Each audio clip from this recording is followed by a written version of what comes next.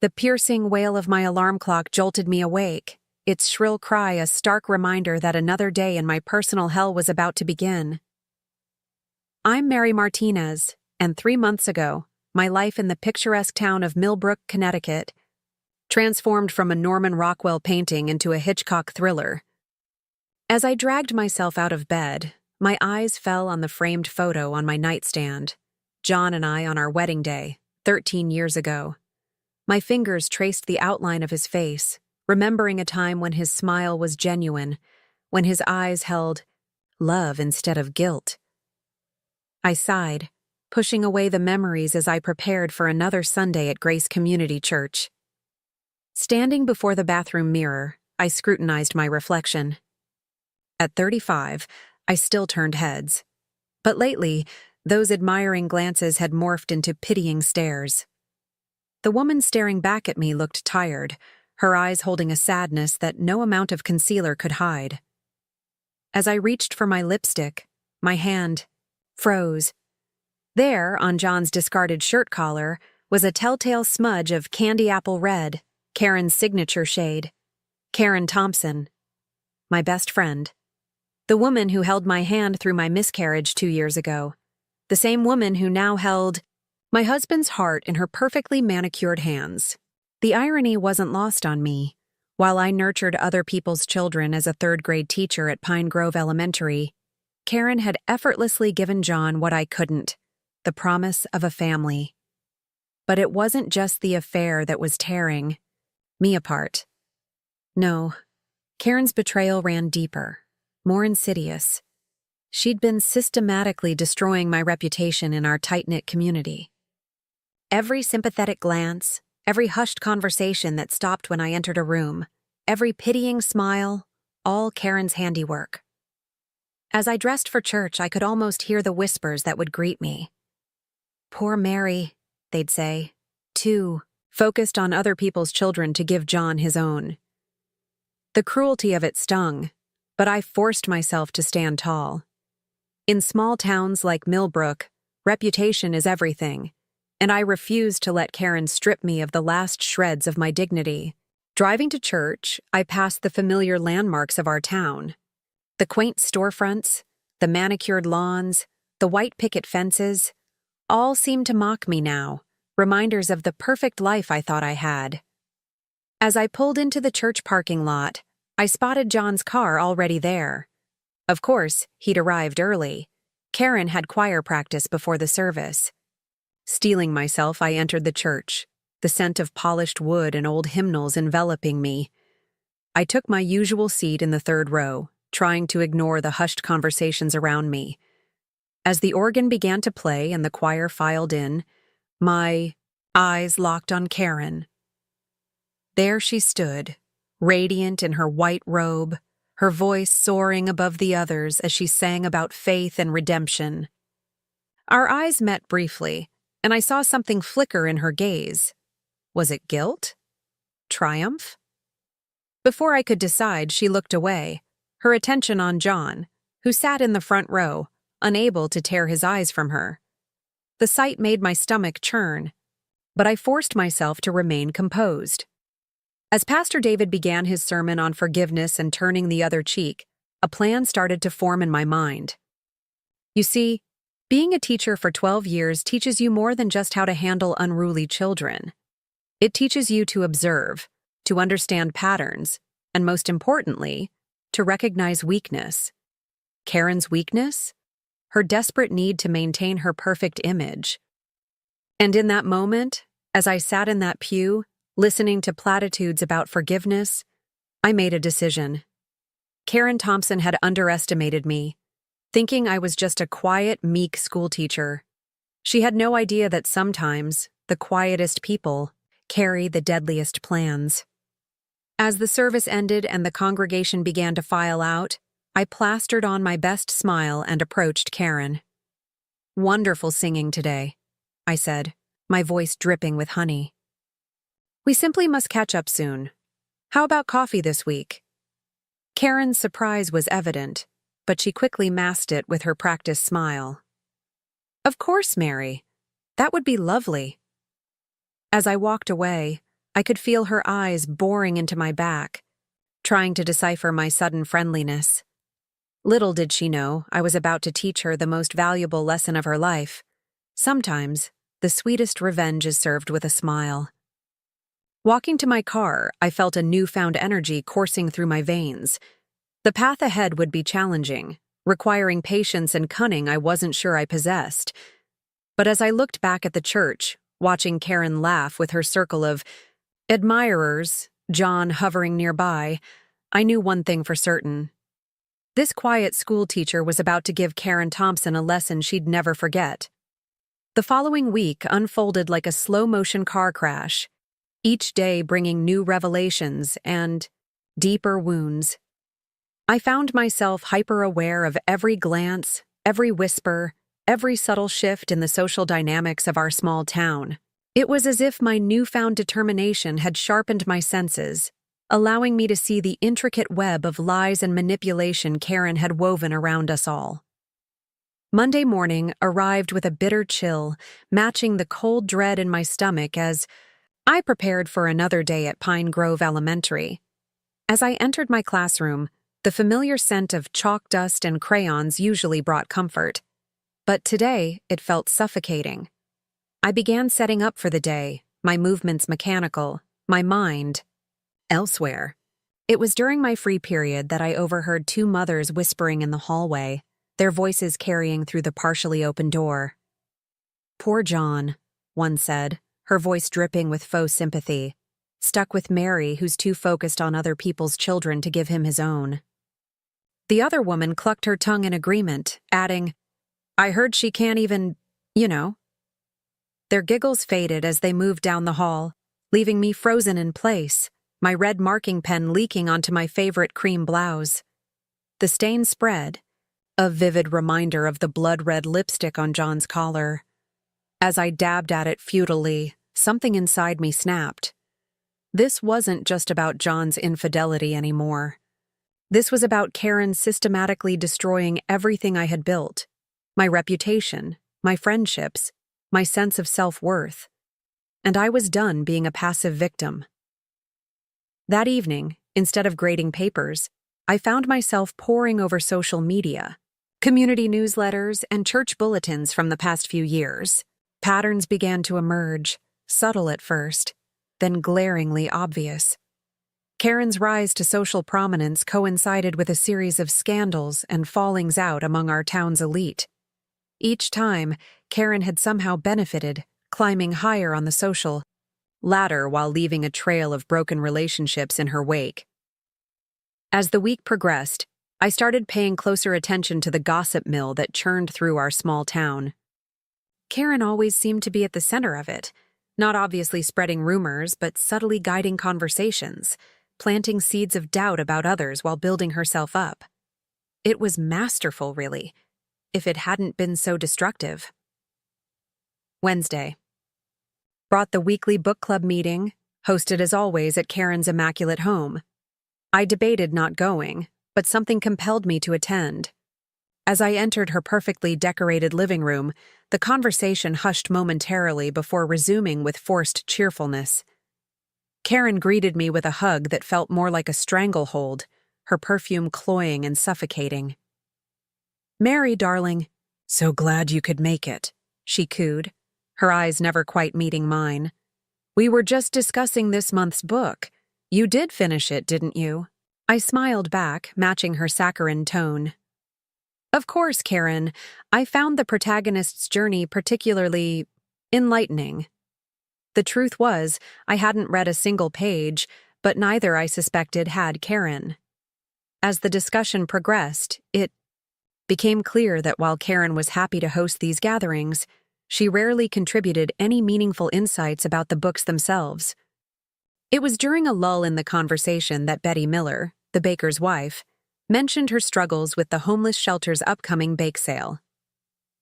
"I just don't know how I'll manage to bake enough for both the shelter and the church sale," she sighed. Karen's eyes lit up. "Oh, don't you worry about the church sale, Betty. I'll handle that myself. You focus on the shelter. Such important work you're doing there." Betty looked relieved. but something in Karen's tone made me pause. I remembered Karen's famous apple pie from last year's sale, the one that had won first prize. Suddenly, a piece of the puzzle clicked into place. As the meeting wound down, I lingered, helping Karen clear away the coffee cups. "That's so generous of you to bake for the church sale," I said casually. "Your apple pie was such a hit last year. Maybe you could share the recipe?" Karen's smile faltered for just a moment before she recovered. "Oh, it's an old family secret. I couldn't possibly share it." I nodded understanding, but inside, my mind was racing. The next day, I made a point of stopping by Miller's Bakery, ostensibly to order cupcakes for my class. As Betty bustled about, I casually mentioned Karen's offer to bake for the church sale. Betty's reaction was subtle, a tightening around the eyes, a slight pause in her movements, but it confirmed my suspicions. "That's nice of her," Betty said, her voice carefully neutral. "Her apple pie is always so popular," I pressed gently. "Almost as good as yours." Betty's smile was tight. "Yes, almost." As I left the bakery, pieces were falling into place. Karen's homemade pies, her claims of charity work that no one could quite verify, her constant name-dropping of important connections. It all pointed to a carefully constructed facade. The real breakthrough came through an unexpected source: Linda Thompson, Karen's own sister-in-law. I ran into her at the local coffee shop, a chance encounter that would change everything. Linda looked tired, worn down in a way that seemed at odds with the Thompson family's usual polished appearance. As we chatted, something in Linda's demeanor, a mix of guilt and desperation, made me take a chance. "Linda," I said softly, "is everything okay? You seem troubled." The floodgates opened. Over the next hour, Linda poured out years of pent-up frustrations and secrets. Karen's manipulations weren't new. John wasn't her first married man. She'd done this in their previous town, which was the real reason for their hasty move to Millbrook. "But that's not even the worst of it," Linda whispered, her eyes darting around the nearly empty cafe. "Karen's marriage to Richard, it's all based on lies. She trapped him with a fake pregnancy scare years ago, and she's been bleeding him dry financially ever since." My mind reeled with this new information. Richard Thompson, a respected elder in our church, had no idea that his wife had been systematically destroying other marriages while portraying herself as a pillar of Christian virtue. As the pieces fell into place, a plan began to form in my mind. Karen had built her empire on lies and manipulation, using people's trust and goodwill against them. But in a small town like Millbrook, secrets have a way of coming to light, if someone knows how to bring them into focus. The next few weeks were a delicate balance of investigation and pretense. By day, I continued my routine: teaching, attending church, participating in community events. But in every interaction, I was hyper-aware, collecting information, confirming suspicions, and slowly building a case against Karen. I reconnected with old friends, mended fences with those I'd drifted away from. Each conversation, each shared confidence, added another thread to the tapestry of Karen's deceptions. I learned of charitable donations that never reached their intended recipients, of business deals soured by Karen's behind-the-scenes machinations, of friendships destroyed by well-timed rumors. All the while, I maintained a facade of normalcy. I even managed civil conversations with John, each interaction a knife twisting in my heart. But I noticed changes in him too, a growing unease, a reluctance to meet my eyes. Was he beginning to see through Karen's manipulations, or simply feeling guilty about his betrayal? As the annual Women's League dinner approached, Karen's crown jewel event, I knew the time for action was drawing near. Karen had been planning this for months, seeing it as her chance to cement her status as the town's leading lady. Little did she know it would be the beginning of her downfall. The night before the dinner, I sat at my kitchen table, surrounded by the evidence I'd gathered. Emails, bank statements, recorded conversations, each piece a damning indictment of Karen's true nature. My hand hovered over my phone, John's number on the screen. Part of me wanted to warn him, to give him a chance to distance himself from the coming storm. But as I looked at our wedding photo on the wall, I remembered the pain, the humiliation, the shattered trust. No, I decided. John had made his choice. Now it was time for everyone to face the consequences of their actions. I took a deep breath, steeling myself for what was to come. Tomorrow would change everything, not just for Karen and John, but for our entire community. As I prepared for bed, a strange calm settled over me. The quiet teacher they had all underestimated was about to teach the lesson of a lifetime. Little did I know, the events that would unfold at the Women's League dinner would surpass even my wildest expectations, setting in motion a chain of revelations that would rock our town to its very foundations. The day of the Women's League. Annual dinner arrived with an air of anticipation that seemed to permeate the entire town. As I got ready, slipping into a sleek black dress I'd bought for the occasion, I could almost feel the weight of the USB drive in my clutch, heavy with the secrets it contained. The community center was transformed for the evening, twinkling lights and floral centerpieces creating an atmosphere of elegance. As I entered, I saw Karen holding court near the podium, resplendent in a designer gown that probably cost more than my monthly salary. Our eyes met briefly, and I gave her a small smile, watching confusion flicker across her face at my apparent composure. The evening progressed with the usual speeches and pleasantries. I sat quietly, watching Karen work the room, her laugh tinkling like glass as she moved from group to group. John was there too, hovering at the edges, looking increasingly uncomfortable as the night wore on. Finally, it was time for Karen's keynote address. She took the stage with practiced grace, her voice dripping with false modesty as she began to speak about community values and moral integrity. Our town is only as strong as the bonds between us, Karen was saying, her eyes scanning the room. And it's through our charitable works that we truly show our character. That was my cue. I stood up slowly, my heart pounding, but my voice steady. Speaking of character, Karen, I said, loud enough to carry across the now silent room. Perhaps you'd like to explain the discrepancies in the charity accounts? Karen's smile faltered for just a moment before she recovered. I'm sorry, Mary, but this isn't the time or place for... I cut her off, my voice gaining strength. Oh, I think it's exactly the time and place. After all, we're here to celebrate our community's achievements, aren't we? I turned to address the stunned audience. Did you know that none of the checks written to St. Mary's Orphanage were ever cashed? Or that the clothes donated for the Yar homeless shelter somehow ended up being sold at a consignment shop 2 towns over? The room erupted in murmurs. Karen's face had gone pale, her knuckles white as she gripped the podium. These are baseless accusations, she sputtered, but I could see the panic in her eyes. That's when Linda, Karen's sister-in-law, stood up. It's true, she said, her voice shaking. I've known about some of this for a while, but I was too afraid to say anything. The floodgates opened.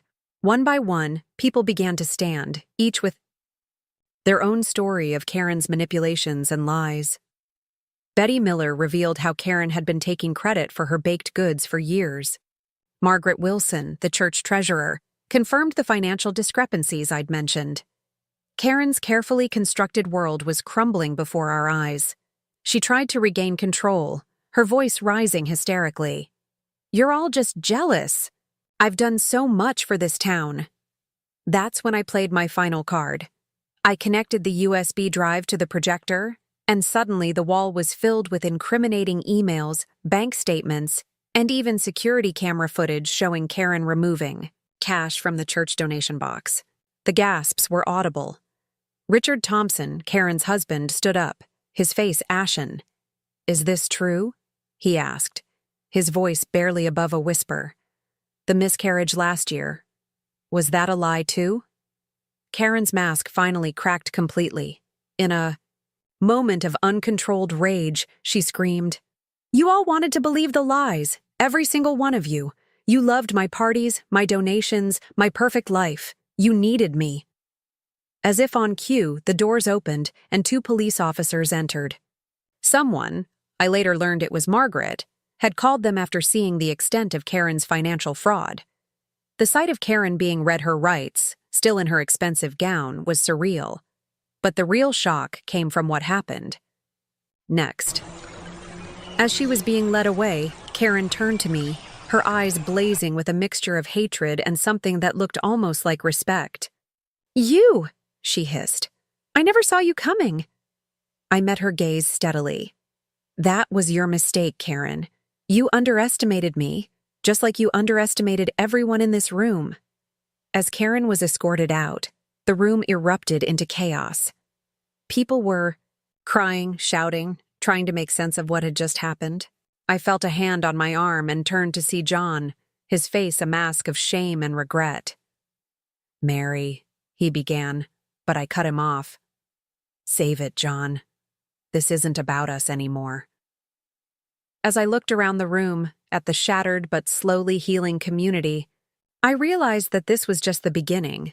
The truth was out, but the real work of rebuilding trust and healing wounds was yet to come. In that moment, standing amidst the wreckage of Karen's lies, I felt a strange mix of exhaustion and exhilaration. The quiet teacher had spoken, and her lesson had changed everything. Little did I know, the repercussions of this night would continue to unfold in ways none of us could have predicted. The days following the Women's League dinner were a whirlwind of activity and emotion. As news of Karen's deceptions spread through Millbrook, it was as if a fog had lifted from the town. People began to see clearly for the first time in years, and the process of healing and rebuilding began. For me, the aftermath was a complex mix of vindication and unexpected challenges. While many praised me for exposing the truth, others viewed me with suspicion, wondering what else I might know about them. The very traits that had allowed me to uncover Karen's lies, my observant nature and quiet persistence, now made some of my neighbors uncomfortable.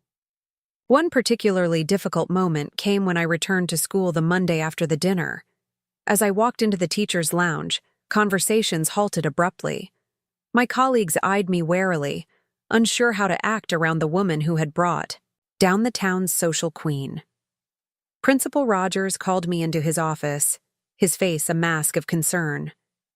"Mary," he began hesitantly, "some parents have expressed concerns about having their children in your class. They worry you might be watching their families too closely." The irony of being punished for doing the right thing wasn't lost on me. But as I looked at Principal Rogers, I saw not judgment, but a plea for help. "What do you suggest we do?" I asked calmly. His relief was palpable. Together, we crafted a plan to host a series of community-building events at the school, giving me a chance to reconnect with parents and students in a positive way. It wasn't easy. There were uncomfortable silences and probing questions. But slowly, trust began to rebuild. At home, the silence was deafening. John had moved out the day after the dinner, leaving behind a note full of apologies that rang hollow after years of deception. As I walked through our half-empty house, I was struck by how little I missed him. The betrayal had carved out any lingering affection, leaving behind a strange sense of freedom. It was in this space of newfound independence that I began to rediscover parts of myself I had long neglected. I pulled out old sketchbooks, reigniting a passion for art that I had set aside when I became a teacher. I joined a local hiking group, pushing my body to new limits as I explored the beautiful trails around Millbrook. But the real growth came through my interactions with others affected by Karen's actions. Betty Miller, the baker whose recipes Karen had stolen, approached me one day after church. "I never thanked you properly," she said, her eyes brimming with tears. "For years, I thought I wasn't good enough, that my pies weren't really special. But now," she squeezed my hand, "now, I remember who I am." Inspired by Betty's words, I started a support group for those dealing with the aftermath of Karen's manipulations. We met weekly in the church basement, sharing stories and strategies for moving forward. It was during one of these meetings that I had an epiphany. Our pain could be transformed into something positive. With the group's enthusiastic support, we launched a community renewal project. We organized fundraisers to replace the money Karen had stolen, but more than that, we worked to rebuild the trust that had been shattered. We started a mentorship program, pairing longtime residents with newcomers to create genuine connections. We revitalized the town's neglected community garden, turning it into a symbol of growth and resilience. As spring turned to summer, I found myself busier than ever, but also more fulfilled. My classroom became a hub of creativity and open communication. As I applied the lessons I had learned to my teaching, we talked about integrity, about the courage it takes to stand up for what's right, and about the power of community. One warm evening, as I was tending to the tomato plants in the community garden, I heard footsteps behind me. I turned to see Richard Thompson, Karen's husband, looking older and wearier than I remembered. "Mary," he said softly, "I owe you an apology. I should have seen what was happening. I should have stopped it." I stood, brushing dirt from my hands. "We all played a part in allowing Karen's deceptions to continue," I said. "The important thing is what we do now." Richard nodded, his eyes focusing on the thriving garden around us. "I've been thinking about that a lot. I want to make amends, to give back to the community I helped harm, even if unknowingly. Do you think, could I help here?" As I showed Richard around the garden, explaining our various projects, I felt a sense of things coming full circle. Here was a man who had lost everything, finding a new purpose in the very community his wife had nearly destroyed. That night, as I sat on my porch, watching the fireflies dance in the twilight, I reflected on how far we had all come. The path of healing wasn't easy or straightforward, but with each small act of kindness, each moment of vulnerability shared, we were creating something beautiful from the ashes of betrayal. I thought of Karen, now facing the consequences of her actions in a jail cell. I no longer felt anger towards her, only a deep sadness for the emptiness that must have driven her to such extremes. In exposing her lies, I had not only freed our community, but also, in a way, freed Karen from the web of deception she had woven around herself. As I closed my eyes, listening to the night sounds of our small town, I felt a profound sense of peace. The quiet teacher had found her voice, and in doing so had helped an entire community rediscover its strength and unity. Little did I know, the journey of growth and healing was far from over, and the biggest challenges, and most profound, revelations were yet to come. 6 months after the fateful Women's League dinner, Millbrook was preparing for its annual Founders' Day celebration. The event had always been a showcase of our town's unity and traditions, but this year it carried a deeper significance. It was our first major gathering since Karen's deceptions had come to light, and everyone felt the weight of this new beginning. As head of the organizing committee, a position I'd reluctantly accepted at the town's insistence, I found myself at the center of a whirlwind of activity. We had decided to use the celebration as a way to not only honor our past, but also redefine our future. The theme was rebuilding trust, renewing community, and the response had been overwhelming. The morning of the celebration dawned bright and clear. As I stood on the town square, overseeing the final preparations, I couldn't help but reflect on how much had changed. The old hierarchies had crumbled, replaced by a new sense of equality and shared purpose. People who had never spoken before were now working side by side, setting up booths and hanging decorations. But beneath the surface of renewed community, spirit, tensions still simmered. Not everyone had been happy with the changes brought about by Karen's exposure. Some, who had benefited from the old system, resented the new openness and accountability we were striving for. As the square began to fill with townspeople, I noticed a commotion near the entrance. To my shock, I saw Karen Thompson making her way through the crowd. She had been released on bail pending her trial, but this was the first time she had shown her face in public since her arrest. The buzz of conversation died as people noticed her presence. Karen, once the picture of elegance and confidence, now looked small and uncertain. Her designer clothes had been replaced by a simple sundress, her perfectly coiffed hair now hanging limp around her face. As she approached the center of the square, I steeled myself for a confrontation. But when Karen's eyes met mine, I saw something I never expected: genuine remorse. "Mary," she said, her voice barely above a whisper, "I need to speak with you." Before I could respond, John appeared at Karen's side. My heart clenched at the sight of my estranged husband, but his next words stunned me. "Mary, please," John pleaded, "just hear us out. We owe you and the entire town an explanation." The crowd had gone silent, all eyes on this unexpected drama unfolding in their midst. I could feel the weight of their expectation, their desire for closure and justice. Taking a deep breath, I nodded and led Karen and John to a quiet corner of the square. What happened next was a confession that shook Millbrook to its core. Karen, her voice shaking, revealed the full extent of her deceptions, not just in our town, but in the 2 previous communities she had lived in. She spoke of a childhood marred by neglect and insecurity, of a desperate need for validation that had twisted into a pathological desire for control and admiration. John, for his part, admitted to his weakness in falling for Karen's manipulations. He spoke of how he had been seduced not just by her charm, but by the illusion of importance and influence she offered. As they spoke, I noticed Richard Thompson standing at the edge of the crowd, his face a mask of pain and betrayal. It was clear that he, like the rest of us, was hearing the full truth for the first time. The revelations didn't stop there. Karen, in a final act of atonement, handed me a thick folder. "This contains everything," she said, her eyes brimming with tears. "All the financial records, the names of everyone I manipulated or blackmailed. I'm ready to face the consequences of my actions." As I flipped through the pages, my heart sank.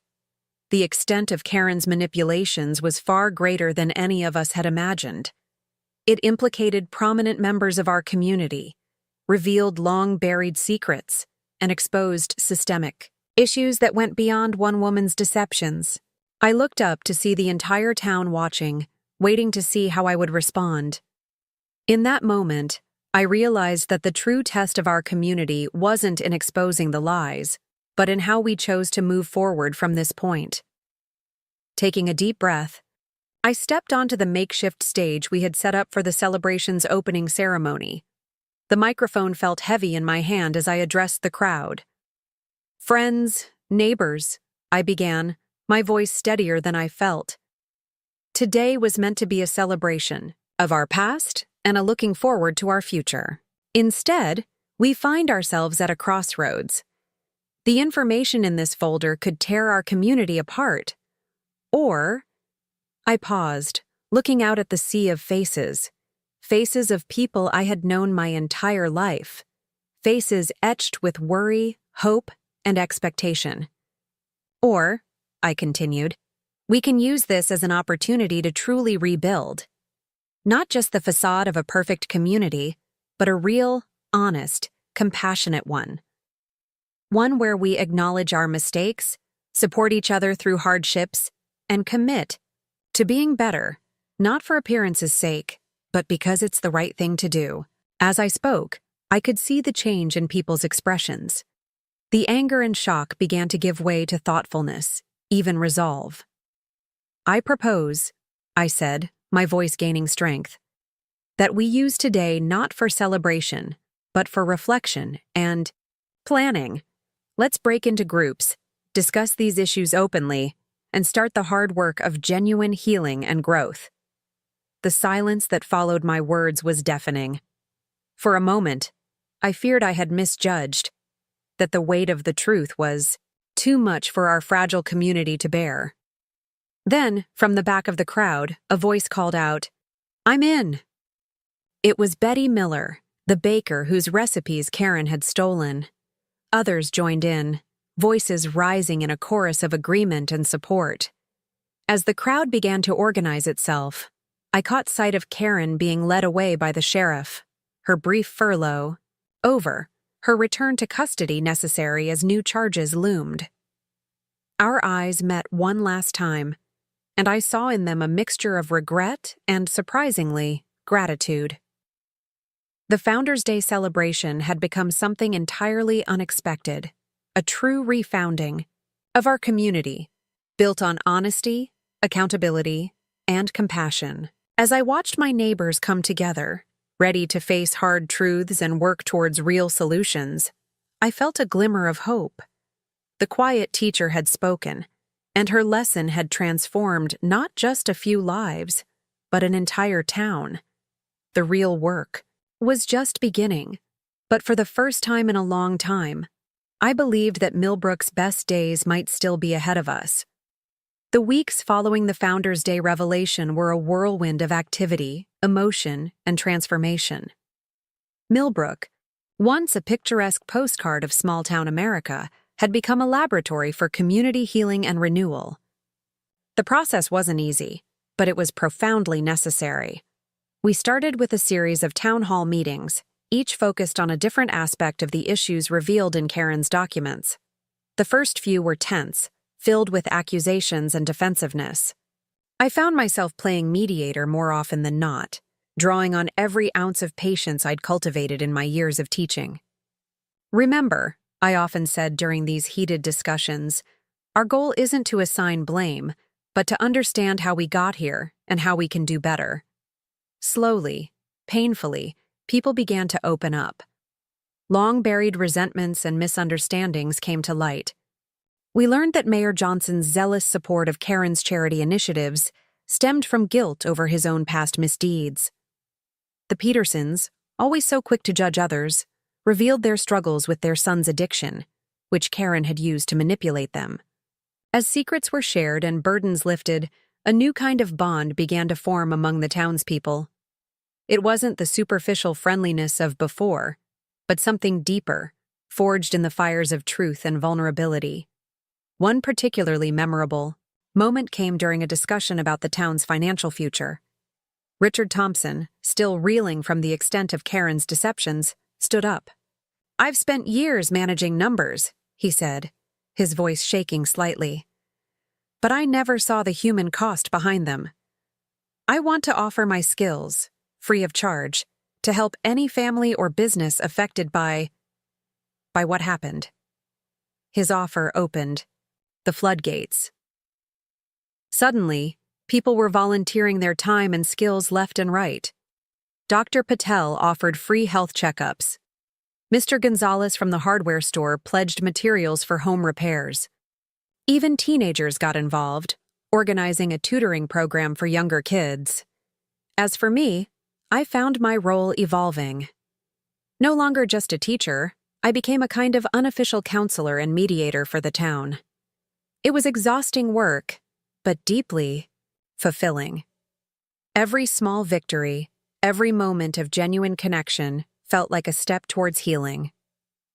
John, my estranged husband, approached me one afternoon as I was leaving the school. He looked older, the weight of his choices evident in the lines on his face. "Mary," he said, his voice low, "I know I have no right to ask this, but is there any chance for us?" I looked at him, really looked at him, for the first time in months. I saw regret, hope, and fear all mingled in his eyes. But I also saw something else, a fundamental weakness that I hadn't allowed myself to acknowledge before. "No, John," I said gently. "What we had is gone." but I forgive you, and I hope you can forgive yourself." As he walked away, I felt a final thread of my old life severing. But instead of pain, I felt an overwhelming sense of freedom. Karen's trial came and went. She pleaded guilty to multiple charges of fraud and embezzlement. Her sentencing was a somber affair, attended by many. From Millbrook. As the judge read out her sentence, 5 years in prison followed by extensive community service, I caught Karen's eye. There was resignation there, but also something else. A glimmer of the person she might have been, might still become. As the eye. Summer turned to fall. Millbrook began to find its new rhythm. The community garden, once Karen's showpiece, became a true collaborative effort. We expanded it, adding a section for teaching kids about nutrition and sustainability. The old social hierarchies dissolved, replaced by a network of mutual support and genuine friendship. One crisp October evening, as I was grading papers on my porch, I heard footsteps on the path. Looking up, I saw Linda, Karen's former sister-in-law, approaching with a hesitant smile. "Mary," she said. "I hope I'm not interrupting. That is, some of us were wondering if you'd consider running for mayor in the upcoming special election." I blinked in surprise. "Me? But I'm just a teacher." Linda's smile widened. "You're not just anything, Mary. You're the heart of what Millbrook has become. We need someone like you to lead us forward." As Linda left, her words echoing in my mind, I gazed out at the town I'd called home my entire life. The streetlights were coming on, casting a warm glow over the familiar houses and shops. But it wasn't the same town anymore. It was stronger, more real, more alive. I thought about the journey we'd been on, the pain and the growth, the shattered illusions and the genuine connections forged in their place. I thought about the quiet teacher who had found her voice and the community that had learned to listen. Maybe it was time for that teacher to step into a new role, to help write the next chapter in Millbrook's story. As the sun set on another day in our changed town, I felt a sense of peace settle over me. The road ahead wouldn't be easy, but we would walk it together. And that, I realized, was the most precious outcome of all. The quiet teacher had spoken, and in finding her voice, she had helped an entire community find its soul.